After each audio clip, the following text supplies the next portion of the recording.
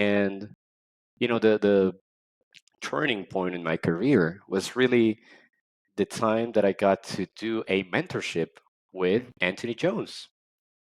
You know this guy? Oh, of course Yeah. we do. Okay. Yeah. Yeah. Well, this guy is. I think he's still doing it. He's still holding Yeah, he's still doing the mentorship thing. It was like 1 month of mentorships. We would meet every week, and we would like work on portfolio pieces and stuff like that. So that's when I decided to work on a portfolio in the style of Riot Games and aim to work as a splash artist someday.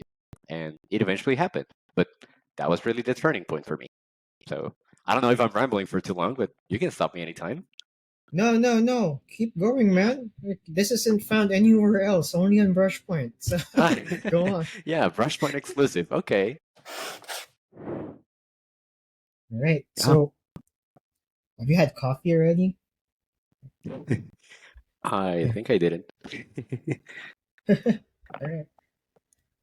I know you Colombians love your coffee because, like, you're pretty known for your coffee.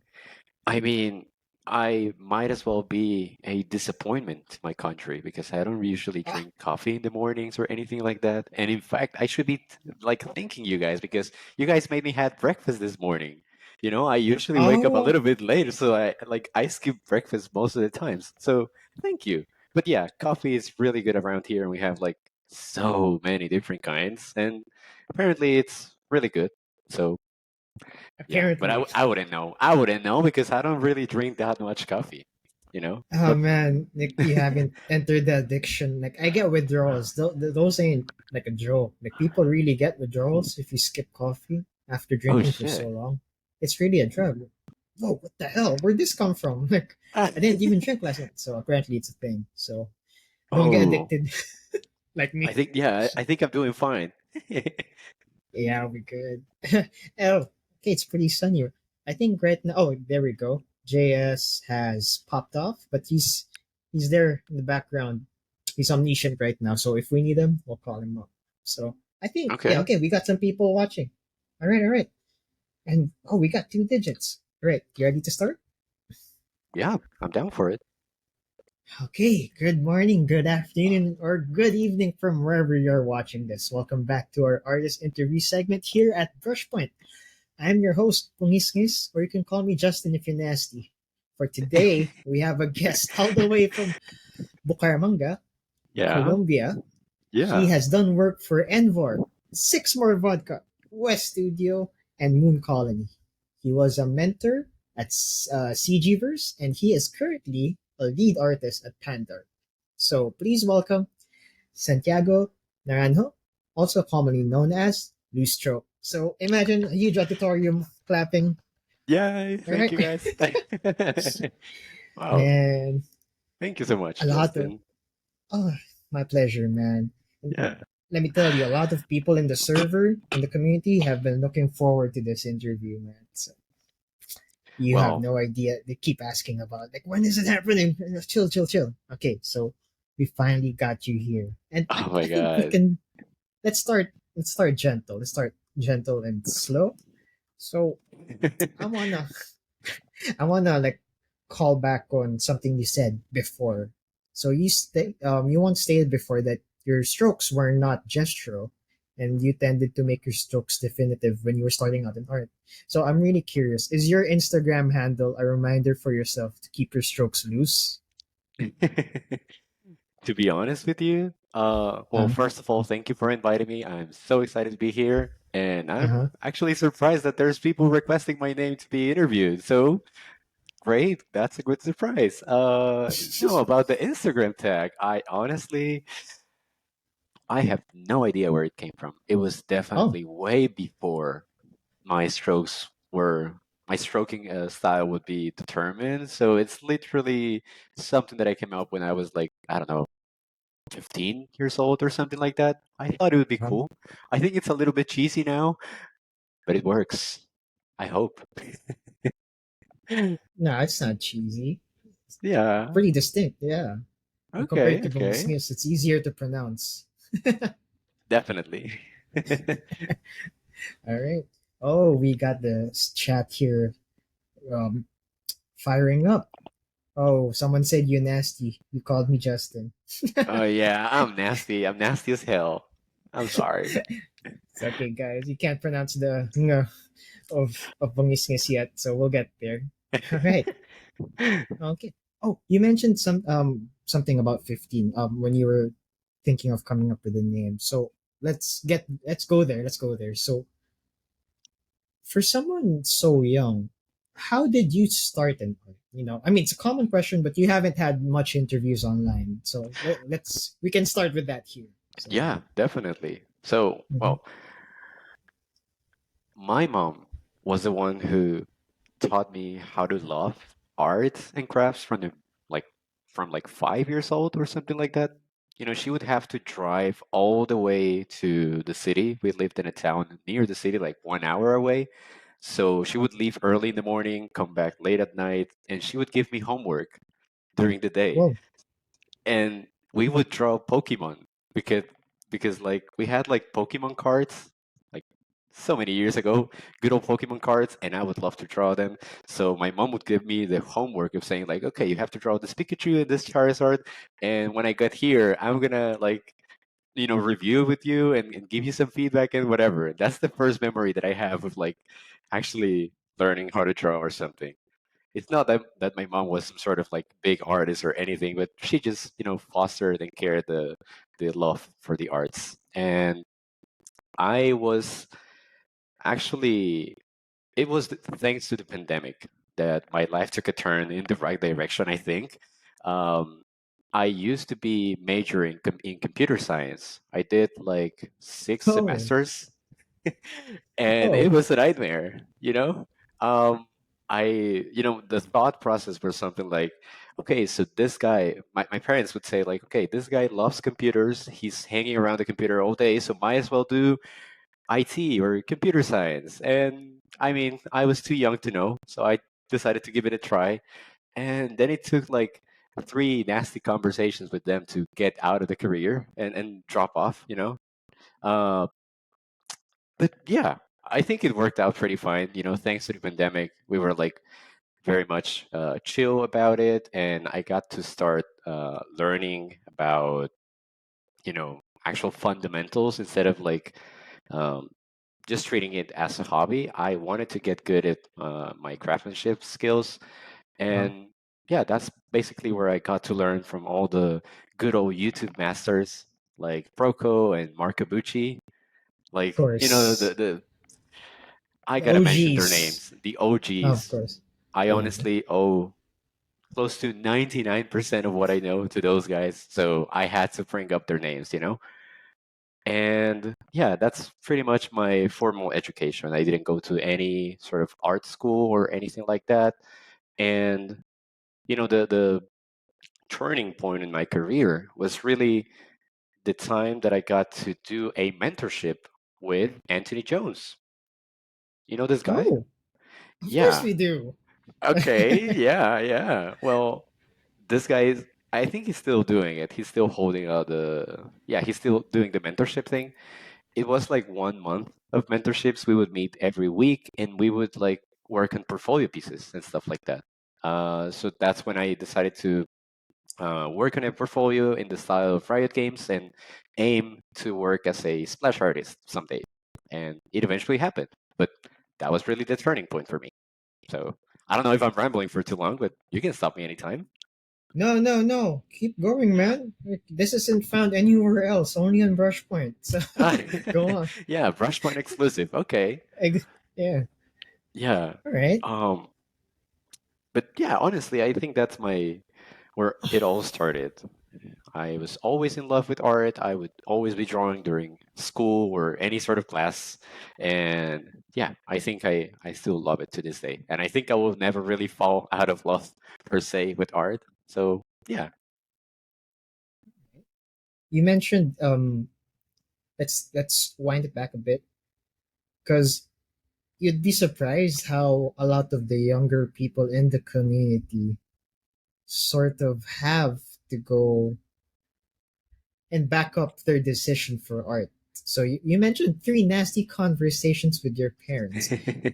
So Yeah. I wanna dig more about that. I mean, without getting too personal. So I myself am one of those people. I mean, I don't really tell my parents anything about it right now. But when I told them I want to be a creative in college, it gave me quite quite a look.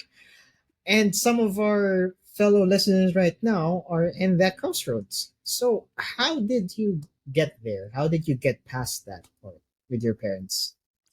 Okay, I'm gonna give you guys, Brushpoint exclusive. I'm gonna give you guys a tutorial on how to talk to your fathers. Like even if they're like being an ass about it. Um, so the whole point is you have to make them understand and you have to basically word your thoughts in a way that they can relate. That's what worked for me. So, I mentioned three nasty conversations. So the first two, I made them about myself. The third one, that's where I really got to connect with them. So it was like first year of computer science. I was like, nope, I'm out. This is not my thing. Their response was like, but come on, honey, you have to give this a try. You have to give this an honest try. It's too early to know. I was like, okay, fair enough. Second conversation in the second year was like, yeah, not for me. Again, I'm wasting my time here. And they were like, okay, but like you're only seeing, the basic subject matters like algebra and calculus. You haven't even got into the IT part yet. How can you actually know if it's right for you or not? And I was like, damn it. Okay, third year in, it's the final conversation. And I was like, listen, this is not working for me. I feel how every single one of my peers enjoys what they're doing and feels like they're getting out something out of their time. They're growing, they're evolving, they're enjoying the journey. I am not. And I'm feeling stuck because I know what I want to do. You guys have been fostering and care this love for the arts during my whole life. So I feel like it's no surprise that I want to do something related to that. And here comes the part where it all like landed for them.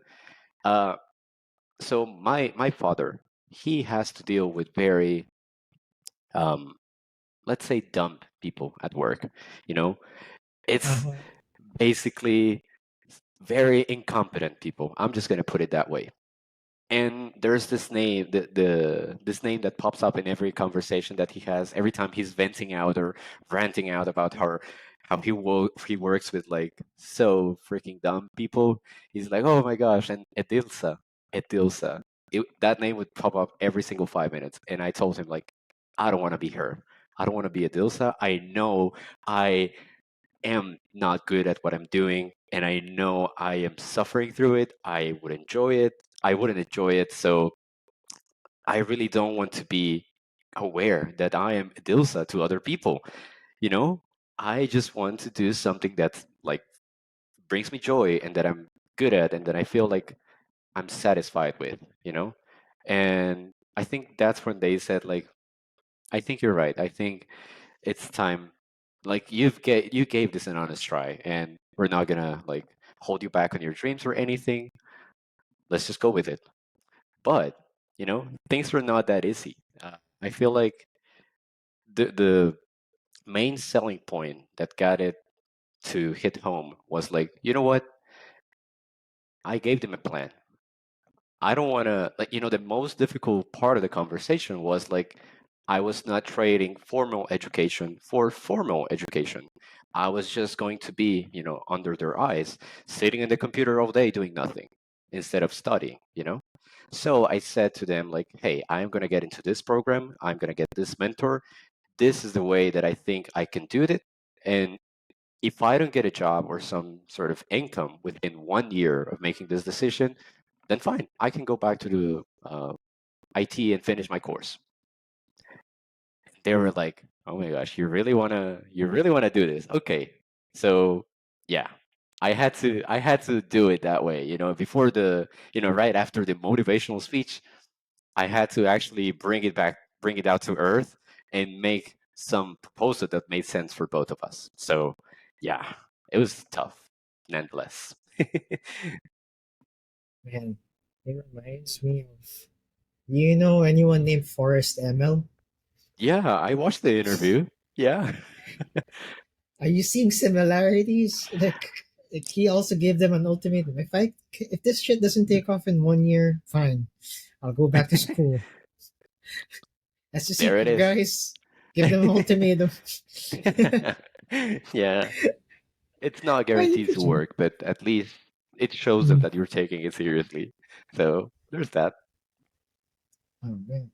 And you had a good point. It was your mom that instilled that love for art at a young age. I was like, it didn't it didn't jive. Like, why are they like against it now for college? Or like for a work? Yeah, Yeah, yeah. well, the starving artist is the most classical image like Oh, that comes to your oh, head, you know? oh. Like especially here in Colombia. I know it's the same for you guys or many of the other countries, but especially in here in a third world country, if you're not a doctor, engineer, lawyer, you're nothing. So that's what it comes to mind for them. So yeah, they were just afraid, I would say. Glad you mentioned that because I was about to touch on that right now. Because I was about to ask, like, how is art as a career or the culture or yeah, the demographics there in Colombia for art. Because here in the Philippines, exactly what you said. If you're not a doctor, lawyer, engineer, nurse, businessman, whatever, if not any of those desk jobs, you're not really working.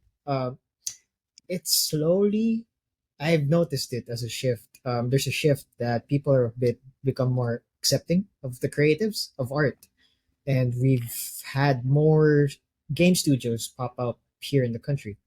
So, how about there in Colombia? Can you give us like a broad picture of how art is viewed there?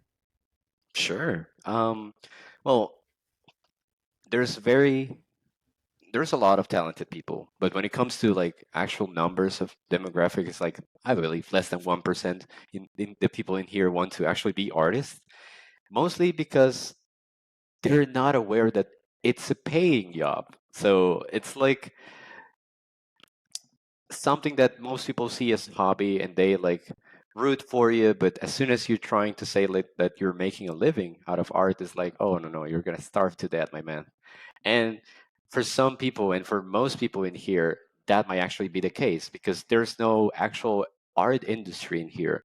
There's probably like one game company that is actually successful in here. They made the game called Chris Tales. I think I'm gonna write Oh, it down. okay. Yeah, but other than that, I don't think there's any other like surviving game companies. And even this one, it's a pretty indie, small one, and yeah, basically has no way to compete with salaries from people outside of Colombia. So it's it's like a okay thing, you know. But yeah, most people in here they're aiming to be, like I said, doctor, lawyer, engineer, and yeah, honestly, I feel like there's more and more creative work nowadays, Uh-huh. but to our parents, I feel like every time that I get into a conversation with them is like, oh my gosh, like look at what you guys are doing these days. Like this is not real jobs. So yeah. Yeah. Honestly, I empathize. That's why I don't talk to my parents about work. I just don't bring it up, man. I can't deal with it. I'm not sure if any of the followers can relate. I know some have parents that are more accepting of it and more supportive. So I envy that. So I feel you on that one. But you know Man. what? Actually, to I don't want to end in such a like low note. I think right after spoiler alert, the 1 year deal actually worked out on my favor. I got a job. I got to work with some of the cool names out there, and I also got to meet so many nice people that later on they would be my coworkers or the ones helping me out to get a job or whatever. And as soon as my parents realized that this is an actual job, and Uh, even better, I like not to brag, I am not rich or anything like that, but considering that dollars is like 4 times in value the oh. currency that we have in here, Uh-huh. any job that's paying in dollars, it's like a blessing, an absolute blessing in here. So as soon as they just said like, "Oh my gosh," and you're working for them and you're earning this much, like, it seems like okay, yeah, yeah, yeah. My bad. We were wrong.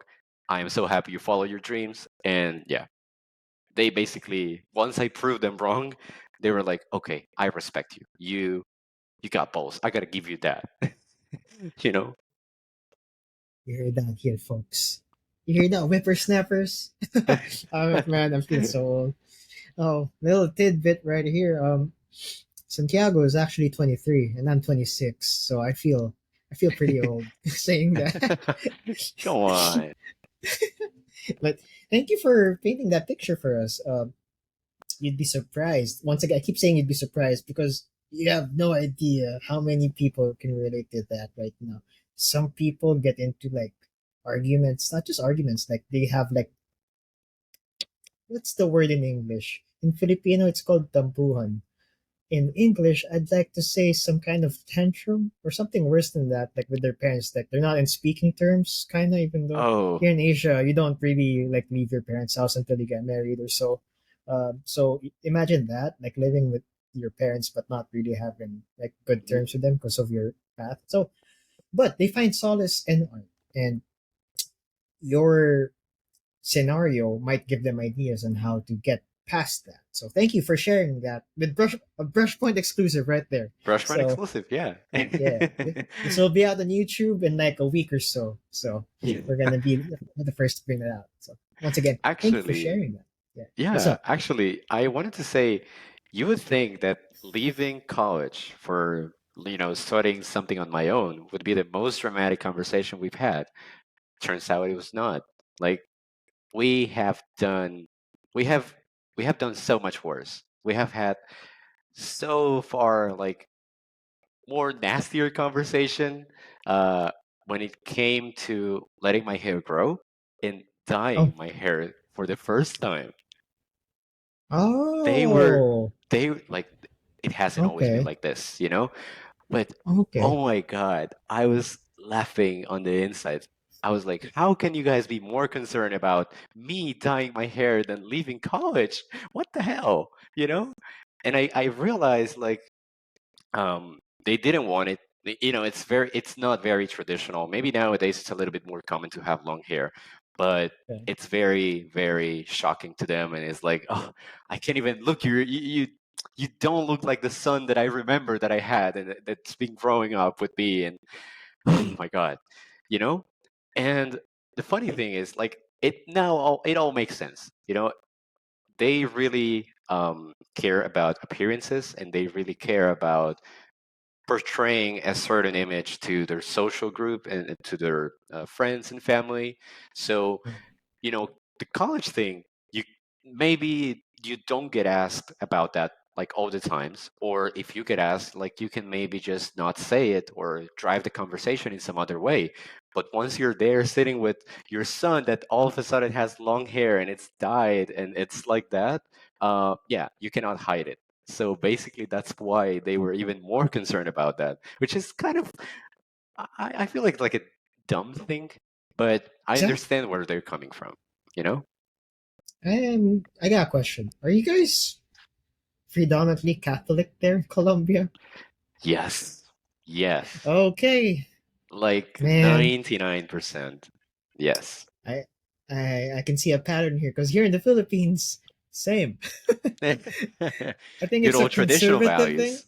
Yeah, Yeah. it's a conservative juice flowing down to the generations. So, are they Yeah. against having tattoos as well? Oh my God. That's the worst. Like right after getting a piercing or something like that, Oh tattoos are like, off limits. Yeah. man, there's a joke here. Like my aunts used to say, it, if you got a tattoo, your mom's gonna scrape it off your skin if you come home with that. Yeah. yeah, Yeah. yeah. Actually, their Okay. response for to me dyeing my hair was like, you gotta take that off, or I'm gonna take that off for you. You're gonna have to Oh, they're be, gonna shave your yeah. head. Oh No, no, no, man. like not shave my head, but at least like get it back to your normal color, please. I don't want to see you blonde. So that was their reaction. But I know I'm talking a lot of like crap about my parents, but I am the one that has No, we like to do the that here. least. It's okay. But to be Myself fair, included. I am the one that has the least amount of things to complain about my parents. Like they're honestly the best parents I could have wished for, and now we're in better terms than ever. And some of it, and most of it, has to do with the fact that I am not living with them anymore. You know, Oh, I okay. I left the was gonna ask house. that. Yeah, cool. Yeah, Hmm. yeah, yeah. What? I'm down for it. Yeah, go ahead.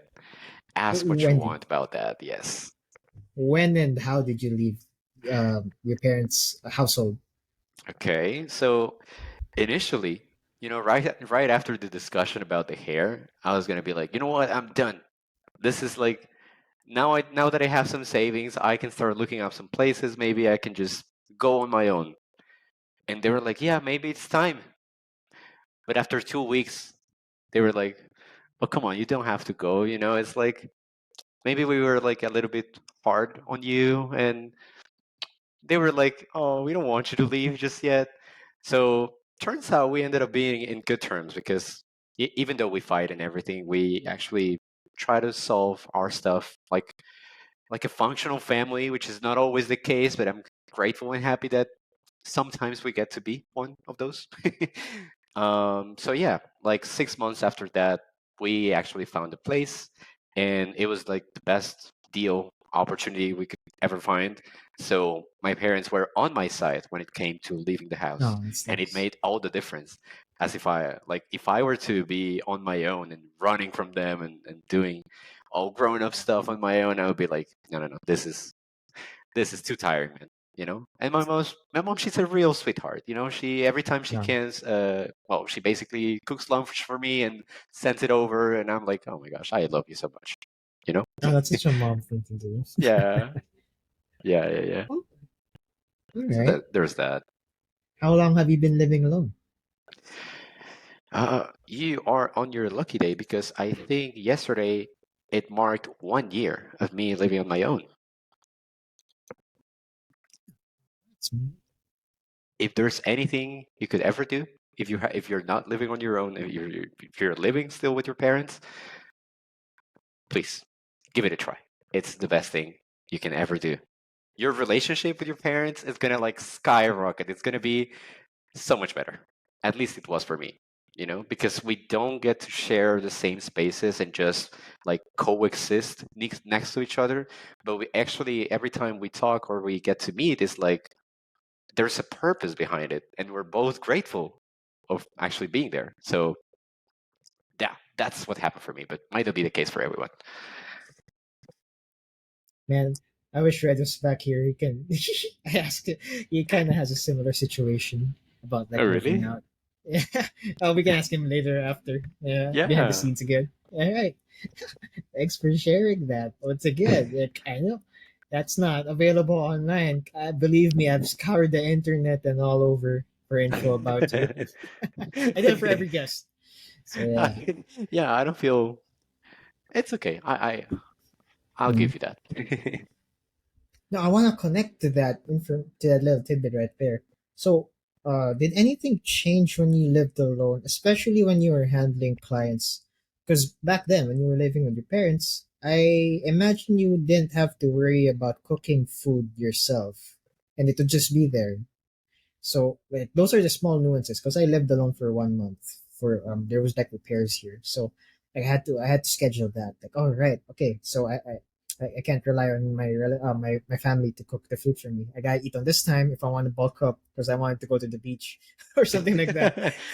So like those small nuances, like realism, because we don't like romanticizing the Korean art here. So we wanna talk about some of the things that go with pursuing this career in art. So, yeah, walk us through that.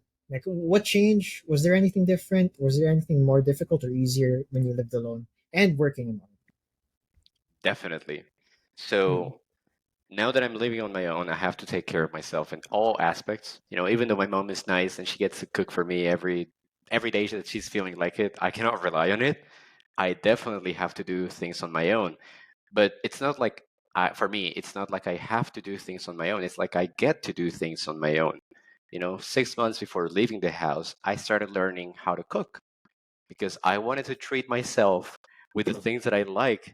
And I might as well learn from the best people that I know, which is my mom. She cooks really delicious food. So I basically asked her to teach me all the, famous family recipes and all the things that I really liked. And you would like, this is not your conventional path to cooking because I found this one video about a French master that creates my gosh, what's this kind of bread that's very buttery? Brioche. That's a lot of. Oh, okay. Gosh. Okay. Brioche. So it's like full of butter. And he had this technique. He didn't use a stand mixer or anything like that. He just grabbed it and folded onto the table or anything or something like that. And I was like, man, he makes it look so easy. I want to try it. So the first thing that I cooked in the kitchen, like consciously doing it, it wasn't like a bowl of rice or an egg or anything like that. I was going for brioche buns, which is like out of the blue, but it really made me love, the idea of cooking and all the different things you can do in the kitchen. I hate cleaning up, but that's not the fun part. Yeah. Definitely, to go back to that, I think, I'm staring at the kitchen and I'm feeling disappointed because the dishes have been sitting there for like the past day or so, and yeah, I gotta go to that right after the interview because I have to make lunch afterwards, right? Yep. But yeah, to be completely honest with you, it's definitely a thing. Going solo, it really means that you're going to have to spend quite a big portion of your time just taking care of the place, taking care of yourself, and, things that you didn't account for in the very beginning. So it's definitely time consuming and it's draining, but the freedom that you gain from it and my gosh, you have the ability to fuck up or to do whatever you want on your own because nobody tells you what to do. I have this, I don't know if you can see, but behind my, I've been meaning to ask. Yeah. Are those like yeah, pulleys? Is that a cart or something? no, no, no. Let's see if I can just, yeah, this is like a dancing machine, the ones that you In would see from the arcades? arcades. Yeah, exactly. That's the one. Yeah. So That's so definite, random. yeah, yeah. Like this thing is like noisy as hell. Well, my parents couldn't stand it. Uh, but I get to play it like 2 in the morning if I want to, and nobody's gonna say anything because I don't have no one living underneath. My apartment is not No. gonna be. I'm not gonna be the noisy neighbor, so it's fine. The only people that was bothered by it was my mom, so it's fine. I can do it at 2 a.m. if I want, and that's something that for me it has no price. So yeah, With all that, how do you maintain your discipline to work? Like, what's a schedule like? An average schedule? Like, how do you divide your day when work time? Amidst everything around your apartment, like chores, cooking, laundry. Yeah. I'm gonna give you two answers. The answer for the cameras and then the real answer. Okay. Okay. So I get to work like maybe 6 hours a day, a little bit less than your regular 9 to 5 job, and I would wake up at like 9:30 ish, and I would get up and yeah, basically get up, work, have lunch, and if I ever have the weird desire of going to the gym, I could. I live very close to the gym, so I would go at like 2 or 3 p.m. and maybe at night I would hang out with my friends. You know, Hmm. that leaves me with no room for or time to actually get things done for the house. So mostly I would spend my weekends, my Sunday morning or Saturday morning doing that. You know, taking care of. I would cook in batches, so it's easier for me to just um, Oh, okay. Hmm. not do it all the days during the weekend, but like actually cook and freeze and then portion and whatever, right? But then the real answer is I've been I've been going to bed at like 3 in the morning or something like that, and waking up at like 11 a.m. for the past couple days. Because it's been a little bit rough in the work side of things, and yeah, we can talk about that later if you're relating to that. Um, Definitely the house has been on hold. The house chores have been on hold because the final weeks of any project are the most stressful ones. So the house has been, I cleaned up this morning just to have this blank wall feeling clean. The rest of the house is like You just not scooched it so to the clean. side. Yeah, yeah, yeah, right. Exactly. I did that. So yeah, there's days where I work like 6 hours. There's days where I work about, I don't know, 15 hours. I don't really know how much. I just wake up, eat, and work for the entire day. So yeah, you got both. Okay. Okay, so it's not really a set routine. You're like I'm getting more of a go with the flow type of vibe from you. Am I right? Yeah. Yeah, So it seems pretty healthy. Like with all things considered, you're functioning, and that's important. That's a valuable part. You don't have to be like super robotic with it, right? Yeah. So yeah, and again, that all goes back to how the younger students would be so fixated on having a routine. Like, I should do this much reps with my right hand for drawing lines and stuff like that. They're treating it like a yeah. workout. And yeah, Mm. so take it from Santiago, guys. Just take it day by day. Oh, speaking of workout, some people have been asking me to ask you. Like, I know you mentioned Proco, Marco Bucci and stuff about the stuff you learned.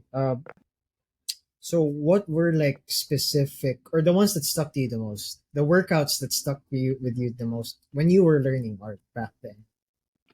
Because again, you're 23 and like you started pretty young, but your tra- trajectory was pretty like uh Short, I, non-existent. Yes. yeah, I'm looking for the right word because my brain's in Filipino right now, so I'm trying to translate on the spot. Let's just say you skyrocketed in such a short amount of time. How did you do Oh, that? People have been very curious. oh, thank you. Well, Mm, I am very obsessive about things, mm, and like I'm the kind of guy who would always go if I go to a restaurant and I find a meal that I like, I would never try anything different. I would just eat it till the end of my days. And I found love for League of Legends splashers because that's the game that I grew up playing for like I don't know. I've been playing for more than 10 years, and I would play with my family, play with my friends, and everything. So it only made sense that I wanted to do something related to League. So at the very, very beginning, where I decided I wanted to be some sort of artist, that was the only influence in my mind. You know, I had a couple other shows or TV program that may have influenced me, but that one really, really was the one that did it for me. So I think if there's something that I am grateful for is that I could just focus on one thing, because I am just good at that one thing. Everything else, I kind of like, I suck in some other aspects. I'm not really a concept artist of any sort because that's a combination you would most often see. Illustrator, concept artist, visual development, and this and that. I'm just an illustrator. I'm not afraid to say that I suck at concept art. So yeah, basically, I got a lot of focus the on the very first years. So oh my gosh, I am rambling. Can you repeat the no, question for me please. so I Yeah, so I can yeah. keep No, going? no, no. Yeah, you were getting there. So, what were like the specific workouts you did, art Oh, workouts you did? How do you get to where you are right now? great. Specifically for art, yeah. Yeah, yeah, yeah. Back to back to the train of You, thought. yeah, you were locked in at League of Legends. Yeah, definitely. When the pandemic hit, I started to take it seriously. So I remember I just dropped out of college. So I had a lot of free time on my hands. I would literally draw all day, all days for, 24/7. Basically, I would just stop for sleeping and for eating because I was obsessed by it. And up until that point, everything was like intuitive for me, so I had no formal training. But once the training became formal, it was like, holy shit, this is difficult, but I like it. You know, the main thing that I remember doing is every day doing gesture drawing. You know, there's this website, I don't even remember the name of it, but you can do like 60-second poses or something like that, and you can Sketch choose from. daily. Yeah, I think it was the one. You can choose from nude figures, dress figures, whatever. Uh-huh. That And one. Yeah. I would do like as if it was a religious thing, 1 hour a day at least of those as a warm up. And not saying that's gonna work for everyone, but to me, it helped me like loosen up my hand and just get a better hold of my the other fundamentals. Mm, what I would say that gave me some other really valuable learning points in my career was that I met Kim Jung Gi's channel. I found it. Hey, I rest in found it. peace. Yeah, I found it very early, and I was like, "How the hell is this guy doing all of this with no sketching, no pre-planning or anything?" You know? Just he just goes in raw with an inker. Yeah, I think he has an ink brush. Yeah. Yeah, like a pen brush or whatever. He's amazing. Mm, He passed away, by the one way. We have to one pay of a kind. respects. But Rest in yeah, peace, indeed. he definitely showed me because at the end of the live streams, he would do this like educational content, with the translator would always help him like communicate the lessons, but he would grab a piece of paper and draw cubes in perspective and draw different things. So I was like, okay, let me try to understand what he's actually saying. And I filled up an entire sketchbook, like maybe 200 pages over 15 days, trying to get a hold on perspective. Like that was the only focus of the sketchbook. You would not see me drawing an eye, a cute little eye with eyelashes and the highlight and everything. No, no, no. Just chairs, boxes. I would draw whatever's in front of me, and I'm not gonna say that I became a master in 15 days of during doing perspective, but like focusing on just one thing, it's like the best way to learn something. If you have like, I want to get good at art, yeah, well, you just have to do it one step at a time. Get gesture right, then get perspective right, then get lighting right, and everything, but one thing at a time. I think it's what worked for me. And after those 15 days of doing perspective sketches, I was not a master, but I was a little bit more confident on where to place my figures so that it all translated into depth and 3D and a little bit more of a sense of believability. So that's kind of what I did. And of course, if there's only one thing that you can do to improve your art, in the big picture, in the grand scheme of things, Markabuchi, 10 minutes to better painting. There's no better way than that, honestly. So it's just 10 minutes, right? You can even watch it Yeah. while you're sitting in the bathroom instead of like mindlessly scrolling Doom on reels and scrolling. TikTok. Yeah, Uh, you might as well just watch 10 minutes of actual better painting. So yeah, there's that. Shout out to the incomparable Makabuchi. Check out his channel. And that specific video, I personally like his color theory video. The one with the uh getting the color of the sky. There was a Hmm. sphere and it was like on a patch of grass. And then he broke it down like, okay, it's blue because it came from the sky, but it's also reflecting the grass. Light bounces everywhere. Also a great video. So you guys heard it there. I personally got hit with the I don't have to draw an eye with the specular highlight because in high school that's all I did. I tried to get as realistic as I can. Like I drew veins and stuff. Like then my classmates would be like, "Oh, he's that eye guy." Yeah, and then but if you made me draw a face, the eyes wouldn't be like parallel to each other. Like shit. No. Those are you my know, pitfalls. So those were pretty eyes, but they were like not yeah, just a not little placed in the off right spot. center. Yeah. Uh huh. Man, Don't I, skip the I never fundamentals. Yeah. I never really developed a thing for the eyes. I think you would barely see any sort of eyes in my sketchbooks or anything like that. I Uh was huh. like, I don't know, I was into faces, but not like pretty eyes. Oh, okay. Because I saw this tutorial online on how to draw. And just I don't know why the eye was like the top search right there. So I'm like, okay, I'll give this a shot, and I followed it.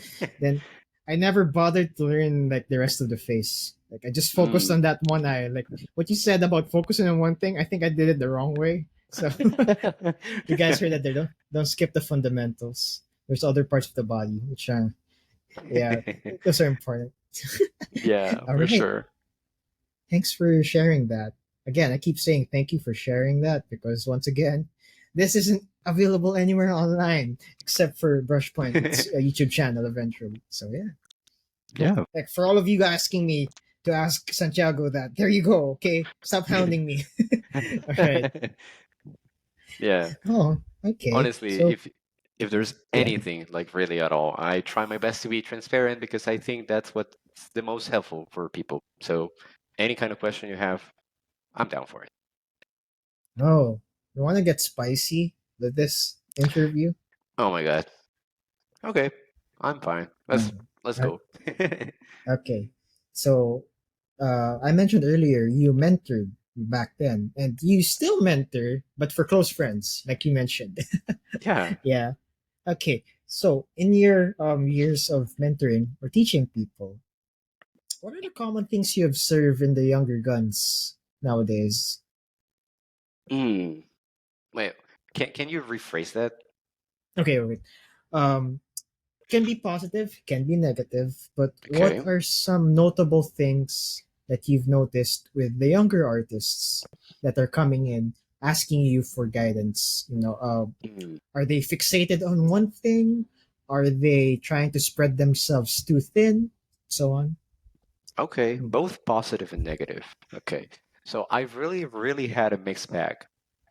Back at the time when I was teaching at CGverse, Mm-hmm. I would not get to choose my students. Basically everyone who could afford it, they could just like line up and it would be a mentorship in groups of 3 or 2 people. So sometimes I would get like this freaking huge artist that was like 10 times better than me and I didn't know what to teach him because he was so good already. And then I had a very young beginner, you know? So, Oh, extremes. advice for any sort of mentors out there, the key is to get to know your student and to not generalize. You cannot apply the same lesson to 2 very different people, both in terms of skill and in personality. There's many ways that people learn. Some people like the really tough feedback and say like, okay, say this like straight up to my face, I suck, let's fix that. And some need a little bit more of a compassionate answer, like, okay, you did this really great, maybe we could improve in this. But the overall thing that I would see from my students is that they were really passionate and they were really dedicated. Maybe they didn't have the skills just yet, but they were really willing to learn. And the thing about, if there's one thing that I could say that I was doing right about the mentorships, it's advertising at the very beginning, like, this is a place to fuck up. You know, you're not allowed to fuck up on your job, but this is where you get to make all the different mistakes and try all the different things that you want to do because there's no consequences in here. You know, so bad things about my students. Some of them would not spend the proper amount of time for the assignments or to actually get things done. They could improve so much more if they actually spend, I don't know, 1 hour a day at least, but they decide to cram it all up into 3 hours the last day, for example. I know I've been guilty of that myself too, but yeah, that's one thing that I would see. And the thing about mentorships is that, like, since it's not formal education, there's so much more things going on in people's lives. So they have jobs, they have to go to university or whatever. They have to make the extra time for a mentorship. So any advice for you guys, if you want to take any mentorship with anyone, make sure that you actually have the time to do it. And good things about the students is like, really, most of them were really fast at picking up the stuff, at like, if I told them like, okay, this limb, this leg, or I don't know, this torso is feeling so freaking like two straight lines, like open parenthesis, close parenthesis. It lacks gesture, Oh, it lacks rhythm. You have to make sure that you counterbalance each curve and like offset them a little bit so you create the sense of rhythm in the drawing. They would say like, "Gotcha." Next thing, and next submission that they would show me, the mistake would not be there. So they really, really were really fast. I was kind of jealous at it because I am like, I don't know. I am dumb. I have to be taught the same thing like several times before I can get it. But most of them were like, okay, first time, yeah, then that's done. What's next? You know, kind of energy. Mm, really good things as well that I see about my students is that, um, again, I feel like passion and willingness to do things is the best, the best that they can, the best attribute that they can show. And the worst thing is like maybe they're fixated on like they're not really that open to feedback. I've had this one student, he's actually a friend of mine, and he would defend himself. He would take the criticism personally, and he would defend himself saying like, no, but this is my style. This is the way that I do it, you know? And like, okay, but if you're paying for someone to critique your work and to actually who's actually trying his best to do everything they can to make you improve your work, might as well not defend yourself on like, okay, this is my style, you know? So that's one that I've stumbled upon a couple times actually. So yeah, anything more spicy that you maybe want me to go in depth that I didn't go? well, on the topic of teaching people who are too defensive of their work, how do you get that point further across for them to understand? Because some people are stubborn, and I'm not.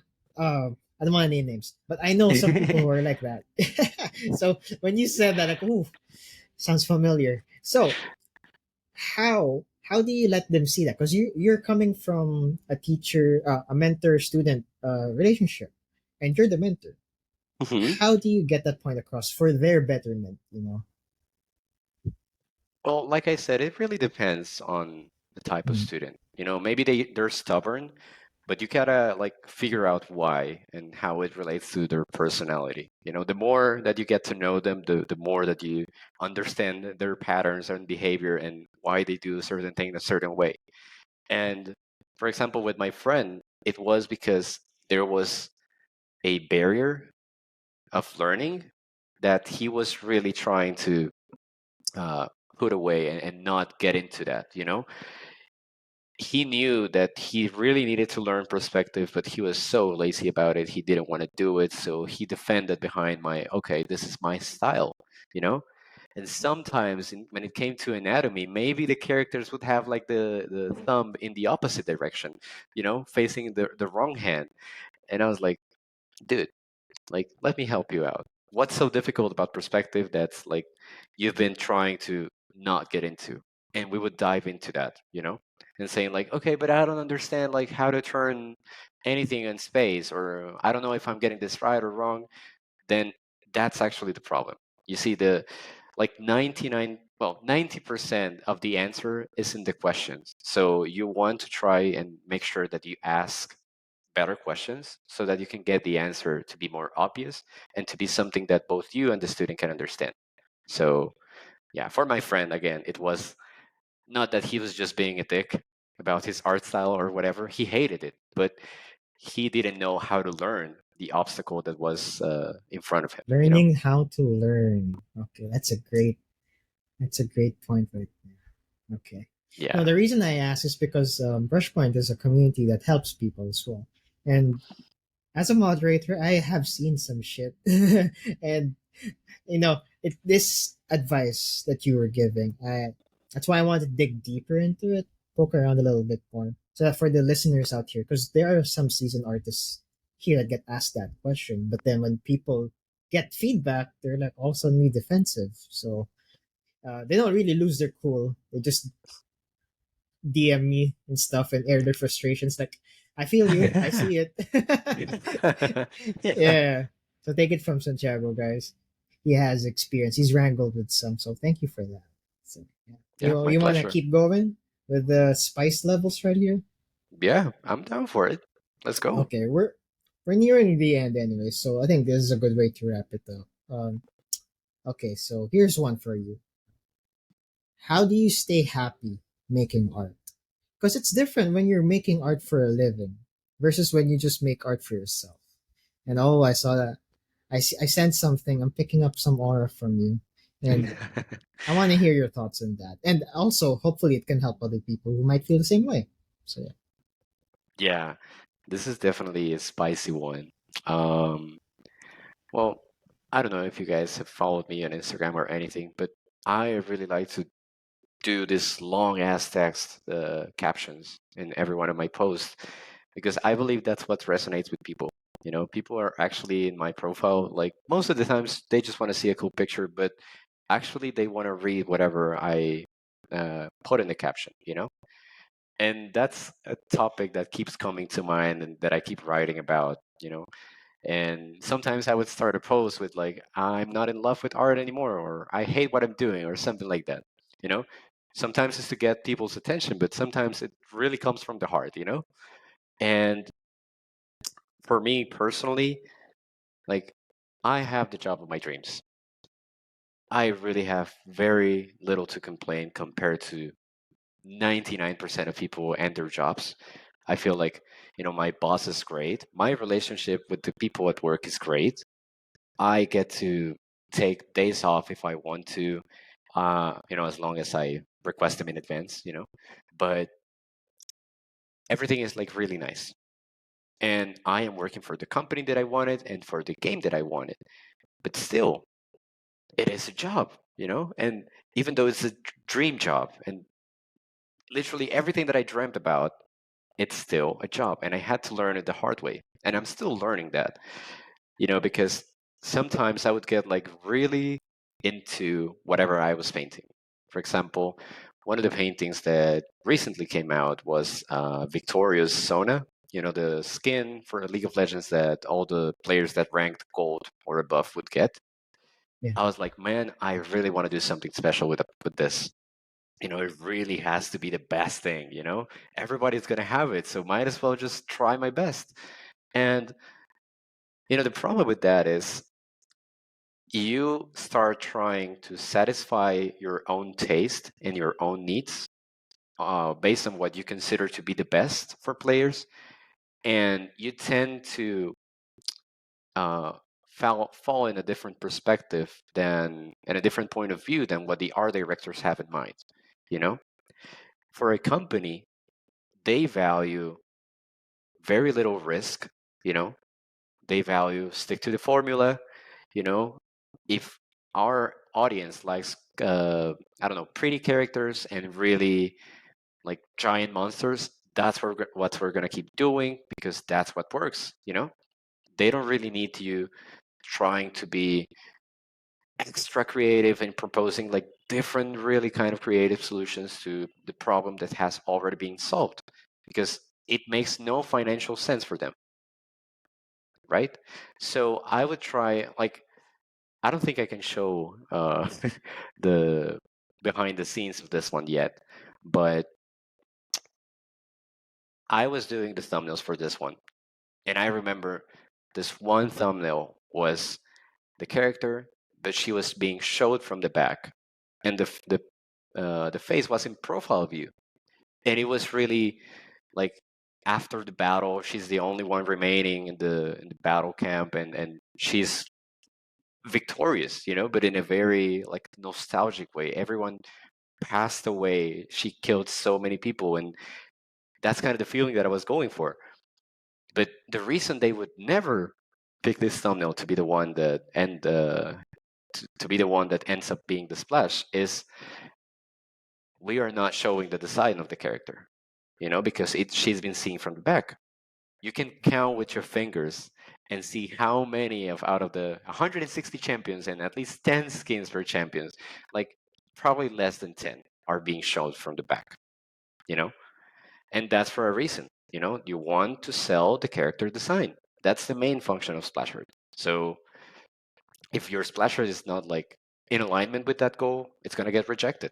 So what I'm saying is, I would usually confuse doing the best job that I could with doing a job that satisfies myself. And sometimes it just goes into the wrong path because it's conflicting with the art direction. I wanted to show more of a story moment. They wanted to show the design of the character in a beautiful way. So that's a tough lesson to learn, because you would expect, like, this is my dream job, I get to do whatever I want. No, it is still a job, and you have to do what's best for your client and for your art directors. uh, yeah. So how do I keep happy? How do I keep being happy? All those creative solutions that you come up with, you have to do it, and you have to output something in your personal work and in your own time to get it out of your system. And something that I really find comfort in, and that I feel so relieved to do, is that, like, most of the stuff that I'm drawing nowadays, you don't see it, because it's for myself, and it's in a, like, ugly sketchbook with ugly lines and everything, and it's there just for myself. Just scribbles that when people will look at it, it will be like, huh, unsubscribe, like, unfollow. What the hell is that? I would expect beautiful art from you. What are you talking about? You know, and some of the ideas, like, if they stick too long in my head, I would get them to a presentable stage. You know, but most of the times when I have something really creative to take up my mind, it would be just a scribble. And that's why you guys don't see me posting a lot often these days. And whenever I do post, it's because I really feel like sharing and showing what I'm doing. But it doesn't always have to be the case. And again, how to be happy with art? You do something else on the side. I would recommend you always have a different hobby, because it's really beneficial. You get burned of doing the same thing over and over. And even, like, let's say you're working 6 hours or 8 hours a day of art related stuff. If you get to do another 2 hours of that art related stuff for your own personal project, like, eventually you're gonna burn out. Like, it's too much of the same. That's why I have the the dance pad machine behind me. I am a freak about it. I have been playing for 5 years, and it's the best thing that I could do. Like, every time I get tired or frustrated or whatever, I just fire this thing up, play a couple of songs, get back into the desk, and yeah, it would make up for stress relief and everything. So that's something. And I would also encourage you to find inspiration from the people you surround yourself with. In Colombia, in here, in Bucaramanga specifically, there's very little people, and there's no such thing as a, like, established art community. And when there's not, you have to make it up yourself. You have to start your own thing. I'm glad that I didn't have to do that, because some friend of mine happened to know some other friend that really was creating this community sense for artists. And now we just get to hang out every 15 days or so. And it's a room full of people just drawing, just, I don't know, the first time that we met, we were like watching the Spider-Verse movie. So it was Oh, like cool. something to really inspire us all. Like, after the movie, we had some drinks. We were all out with the sketchbook. We were like bouncing off ideas of each other. And yeah, it was awesome. Like, those kind of events really fill you up. And especially to me, they make me feel like I'm not alone in this journey, and that there's something that I'm standing for that other people can relate to. And to be honest with you, I didn't have that up until like last year. So if there's something that I find impressive about my journey, is that I have no idea how I did it. When I look back at it, it's like, man, I had nobody else doing the same thing. How could like, I was a freak for so long time, such a long time. So I'm really happy that I found my people. So yeah, that's kind of to summarize the three things that I would encourage you to do to make yourself happy. Is, keep in mind, a job is a job. Doesn't matter if it's your dream job. Do your creative things on the side, and do a hobby if you can. A different hobby than art. For me, is cooking, is dancing in the pump it up machine, is I don't know, singing as well, and maybe, yeah, find a community. That's the best thing you can do. But you're already doing it. You're on Brushpoint, so that's great. Little plug right there. Yeah. Un- that was unsponsored, unfiltered. That just came out of nowhere. So perfect Yeah. plug. Thank you for that. Yeah, you owe me. We got you, man. We got you. All right. Oh, thank you for that. A job is a job. I want to touch on that just a bit, and I think this can be the last question. Fine. Yeah. Let's do it. Okay. Now I'm reframing this in my head. So, for the longest time, you've been locked in on making art for League of Legends, and you're there as a splash Yeah. artist. And I shit you not, almost 90% of the people joining Brushpoint want to make splash art. Like when they say like I want to make concept art, but when you look at their portfolio, it's all illustration, splash art. So, with that in mind, as someone who is there at the moment, what are some of the moments where it feels like you're getting splashed with cold water? Let me give you an example. I Okay. finally got to work in games for like a year. It's been more than a year. But Hmm. the coldest slap I got was my boss told me, Justin, doesn't matter if you spend this much effort on your art. You are a designer first, artist second. So if the design is not as strong as it is with the users, that they don't know what they have to do. So I do some level design and some art since I'm working for an indie studio. Okay. Yeah, so I felt pretty invested in the art, but my boss like brought me back down to earth and like said, "No, you need to rework this because the design is not making sense." Like, man, that struck me. Like I have to admit, like it struck my ego, but also he's not wrong. Like when I looked at it, like when I took a step back, yeah, if I was gonna play this level, I wouldn't understand what I had to do. So I had to rethink the way I set up the scene, the level, and designing the art came afterwards. So for you as a splash artist, are there any moments like that where they say don't meet your heroes? I don't know what the equivalent of that is for like getting your dream job, but I'm assuming that's your dream job, right? Am I right? Yeah. Yeah. Yeah. Yeah. Yeah. Yeah. So what are those moments for you? Could be good, could be bad. Okay. Like, the best thing I'm gonna tell you for about this last for at least this last year, getting to meet my heroes, absolute dream come true. They say never meet your heroes, and that's for a reason. But for me, they have mostly been like really, really good experiences, and I think the most satisfying part is that they can see you and they can respect you and uh, they interact with you, but you're not a fan. You're someone that they actually really respect and they look up to as well, which is like crazy to me.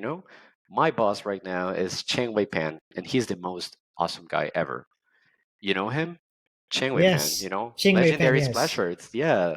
Viego splashers, like uh, KDA, Akali, like Miss Fortune, Battle Bunny, whatever. Like, it's so freaking cool that I get to talk with this guy regularly and that I get to like bounce ideas off of him. And it's amazing. Like the best part for me is that, it all started as a freelance thing, with the splash art.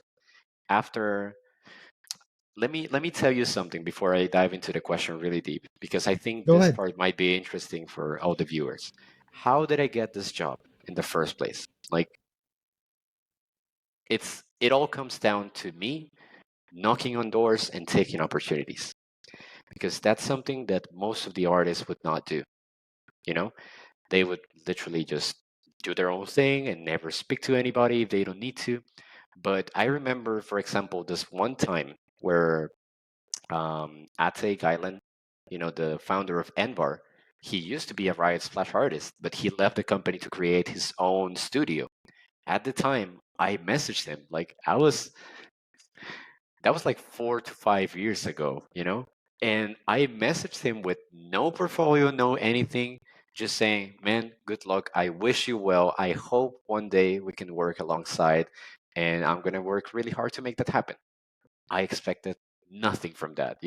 I was like, probably he was never gonna see it. Turns out he replied to me and said like, hey man, like, yeah, keep going, keep doing what you're doing. You might eventually end up working with me one day. I'll be really happy if that happens. 1 year later, and he started following me. And I was like, oh, shit, everything that I post now has to be like immaculate, has to be like so great. There's so much pressure. Is this And Instagram? Is this yeah, on Instagram? Instagram, like most of Okay. my networking happened on Instagram. And yeah, 1 year later, I sent him a message saying like, "Oh my gosh, thank you for your Lightbox presentation. It was really amazing. By the way, I did this piece, this portfolio piece. I'm not sure how to improve it. If you could give me any kind of feedback, I would really appreciate it." 1 week later, he replies like, "Oh my gosh, this is really cool. Uh, would you be interested in like the art directors from Legends of Runeterra joining a call to give you some more structured feedback, maybe with a possible internship on the way?" And I was like, holy shit, yeah, let's do it, and that's how I got my first job. But that's only me reaching out and doing something that people make probably feel like they're uncomfortable doing. you know Most people, if they don't have something like very specific to say, they wouldn't say anything, which Yeah. sometimes might be good. But most people don't think you're bothering them, or that you're being like so up their ass that you're like, you have no reason to talk to them. But most of them are actually really, really nice about it. They're like grateful that you could take the time to write and appreciate and just have a conversation. So that's how it happened. Then, um, after I did my first splash with West, Panda Studio reached out to me. At the time, they were a very small studio. They had like 5 posts in ArtStation, and this guy reached from that account saying like, "Hey, my name is Pan. Want to work with me?" I was like, wait, Pan, Wait. who? Who's this guy? Am I getting scammed? Is this like the new NFT thing? What? Like, and then I looked at the profile and I was like, oh, this guy is really good. Turns out it was Xingwei Pan, you know? I was like, how the fuck do you identify yourself as, hi, I'm Pan? Like, I don't know you, man. Like, it might be a scam. But he reached out to me.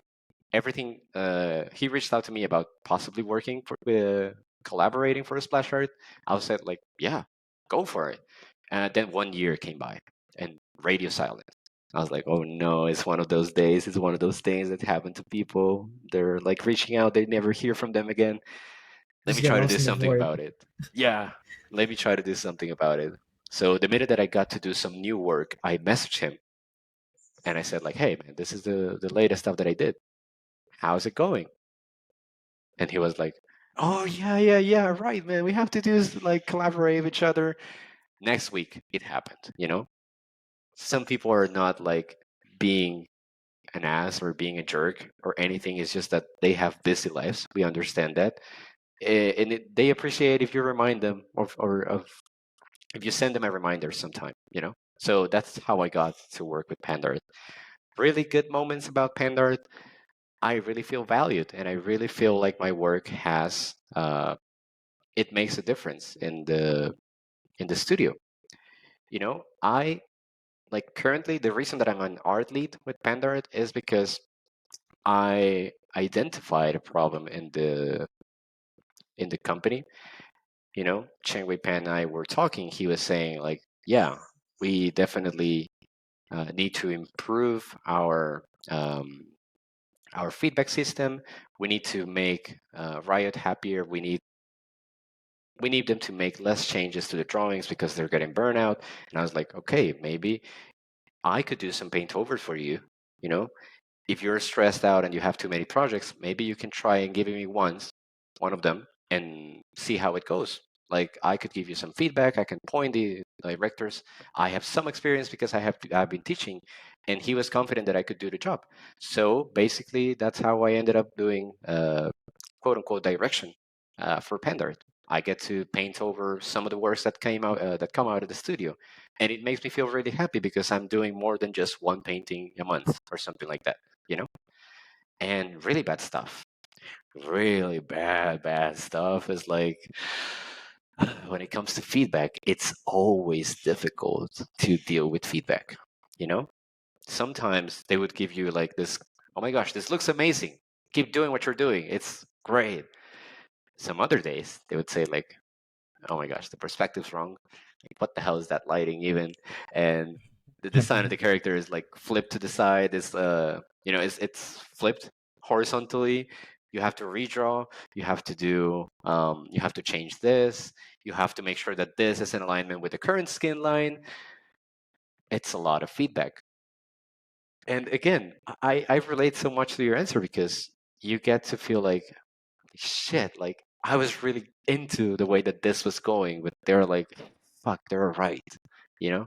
You hit those moments, those realizations of like, oh my god, I hate it, but they're right. And you just have to do it. You know, one one really good thing that I can say about Pandart specifically is that I get to deliver work every 3 days. You know, 3 days for every update that I show them. In other companies, I would get even a daily meeting or a daily showing of progress, you know? And sometimes that could be beneficial if you are really not that organized with your time. It's like if you must do something daily, that guarantees that you're going to be meeting the deadlines. But if you can have some more freedom and you are a little bit more organized and responsible about it, you can just work mm, you can give them an update every 3 days. And it's up to you if you want to cramp it all into just one day and really do this big effort, or if Living you on want to edge. yeah, or if you want to split it. Yeah. Uh, but yeah, that's basically what I have to say. I don't know if that's answered your question. Oh, you should see the comments on YouTube right now, but I think that's a pretty spicy note to end on. That was so hot right there. So I think that's a good spot to segue into the next one. But once again, let me say thank you for answering all of my questions. So I hope you were entertained, and I hope Yeah, you had fun sharing all of that mojo with us. definitely. I yeah. My man, I love when I get to talk about these things, you know? It's really an honor to be here, and I'm happy that it seems like the YouTube guys are enjoying it and all the Discord community is also enjoying it. So yeah, I'm really happy about it. Thank you. And with that, our interview segment now comes to a close. And now begins the critique session, guys. If you made it this far in the video, thank you so much. But if you're still looking for more ways you can learn, just head on down to our website at brushpoint.io, where you can watch behind the scenes of this video, watch our live interviews and artist interviews a week earlier, art processes, tutorials, art talks, and lives every single Friday, and even a way to join our Discord community. Just check out that website. Well, that's it. If you want to share this knowledge, well, share with your friends. Like the video, and of course, subscribe if you want more content like this. Thanks again, and I'll see you on the next one. Bye.